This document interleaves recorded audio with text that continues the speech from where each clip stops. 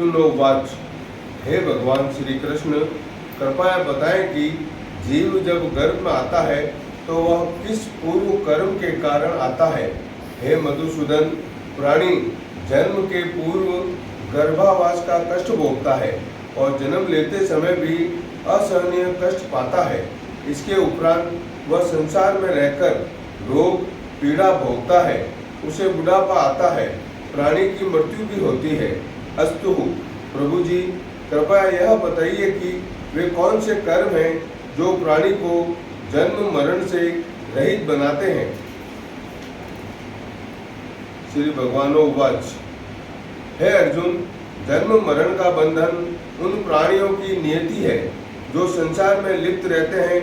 ऐसे प्राणी संसार में अनुरक्त रहते हैं, अर्थात संसार के नश्वर पदार्थों से ही प्रेम करते हैं।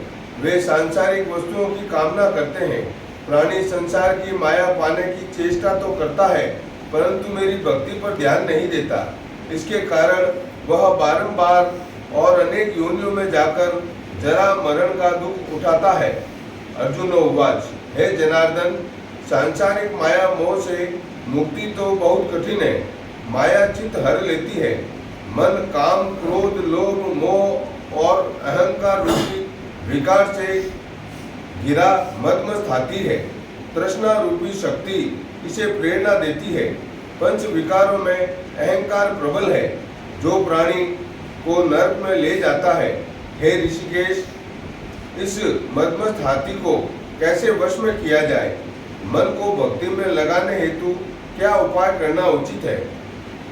श्री कृष्ण उवाच, हे धनंजय, जैसे मदमस्त हाथी को वश में करने के लिए अंकुश की आवश्यकता होती है, उसी प्रकार मन को वश में करने के लिए अभ्यास द्वारा ज्ञान प्राप्त करना आवश्यक है।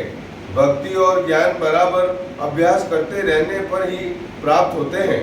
अर्जुन उवाच, हे मधुसूदन, आपकी भक्ति के लिए कोई वन खंडों में जा रमते हैं और कोई बैरागी बन स्थान स्थान पर भटकते हैं। हे प्रभु, कृपया बताएं कि आपकी भक्ति कैसे मिल सकती है। श्री भगवान उवाच, हे अर्जुन, मेरी खोज में वन वन भटकते सन्यासी अथवा स्थान स्थान पर जाने वाले वैरागी मुझे तब तक प्राप्त नहीं कर पाते जब तक उनके अंतर में मेरा निवास नहीं होता। तप अथवा वैराग्य का अहंकार तो मेरी भक्ति पाने में बाधा डालता है। जटा धारण करने अथवा भस्म लगा वैरागी बनने मात्र से जीव मेरी कृपा नहीं पाता। अहंकारी को तो मेरा दर्शन सुलभ ही नहीं होता। मैं शुद्ध हृदय वाले सतत अभ्यासी ऐसे जीव को मिलता हूँ जो काम क्रोध मोह ममता और अहंकार से परे है। अर्जुन उवाच, हे माधव, प्राणी पंच विकार जनित प्रवृत्ति के कारण लौकिक जीवन नष्ट कर लेता है। हे मुरारी, कृपया बताएं कि वह कौन सा पाप है जिसके कारण किसी व्यक्ति की स्त्री असमय मर जाती है। किन पापों के फल स्वरूप अल्पायु में पुत्र मर जाता है? कौन से पाप के कारण व्यक्ति वीर्यहीन हो जाता है? श्री भगवान उवाच, किसी का लिए हुआ ऋण नहीं चुकाने वाला स्त्री हानि का दुख उठाता है। उसी प्रकार किसी की धरोहर अमानत को न लौटाने वाले का पुत्र अल्पायु में मर जाता है। किसी को सहयोग सहायता का आश्वासन देकर भी समय आने पर सहयोग न करने वाला वीरहीन होता है। ये सब भयंकर पाप हैं। अर्जुन उवाच, हे दयानिधे, किस पाप के फलस्वरूप प्राणी सतत रोगी रहता है और किसी कुकर्म के फलस्वरूप बोझा ढोने वाला जधन्य पशु बनता है? श्री कृष्ण उवाच, हे अर्जुन, सौभाग्य कांक्षिणी कन्या को बेचने वाला सतत रोगी रहता है। अभक्ष्य भोजन और मादक द्रव्य सेवन करने वाला अधम योनि में जन्म लेता है। झूठी गवाही देने वाला भोजन बनाकर पंच कवल कर स्वयं भोजन करने वाला बिल्ली और शुकर की योनि प्राप्त करता है। अर्जुन उवाच, हे दयानिधे, इस संसार में जिनको आपने धन धान्य दिया है और उत्तम वाहन दिए हैं तो उनका पुण्य क्या था? श्री भगवानो उवाच। हे पार्थ, उत्तम रीति से सुयोग्य पात्र को स्वर्णादि दान करने वाला धन धान्य और वाहन आदि पाता है। सत्य सनातन वैदिक रीति से सुयोग्य वर को विधि पूर्वक कन्यादान उत्तम मानव योनि का अधिकारी बनाता है। अर्जुन उवाच। हे प्रभु, संसार में कोई तो सर्वांग सुंदर है और कोई कुरूप, सो श्रेष्ठ स्वास्थ्य और रूपवान शरीर किन पुण्यों से मिलता है? श्री भगवानो उवाच।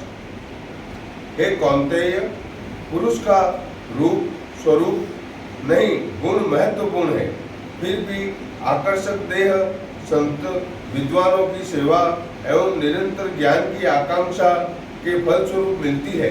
अर्जुन उवाच। हे दयानिधि, प्राण धन और सांसारिक सुखों से मोह क्यों रखता है? श्री भगवानो उवाच। हे महाबाहु, अगर मेरी कृपा से प्राणी वंचित हो जाए तो धन दौलत और सांसारिक रूप आदि से प्रीति करने लगता है। यह सब नाशवान है।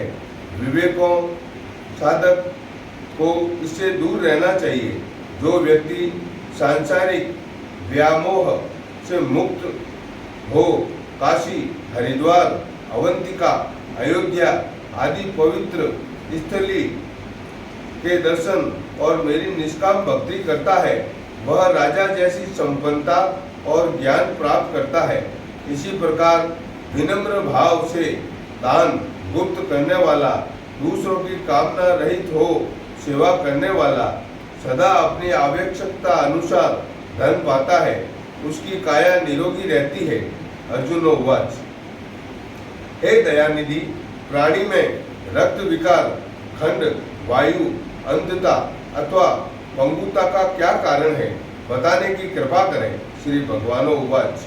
हे धनंजय, मेरी भक्ति से परे माया लिप्त, क्रोधी, रक्त विकारी, आलस्य में डूबे, दरिद्री, शील संयम रहित, खंड वायु जैसे रोग से ग्रसित होते हैं।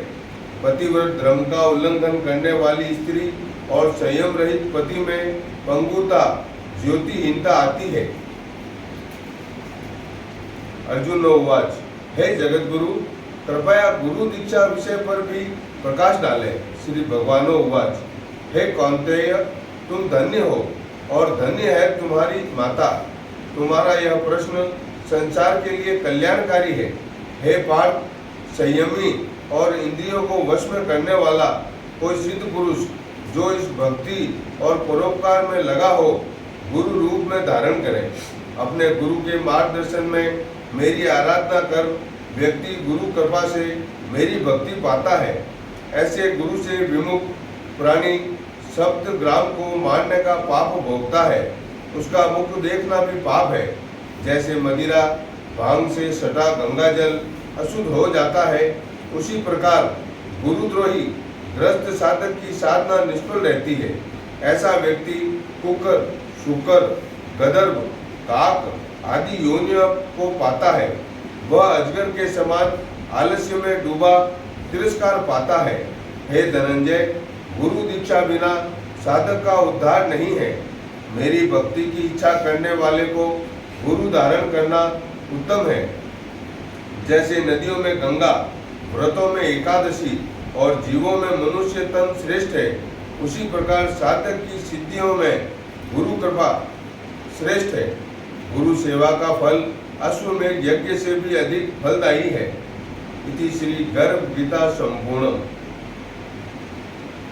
श्री कृष्ण गोविंद हरे मुरारी, हे नाथ नारायण वासुदेवा।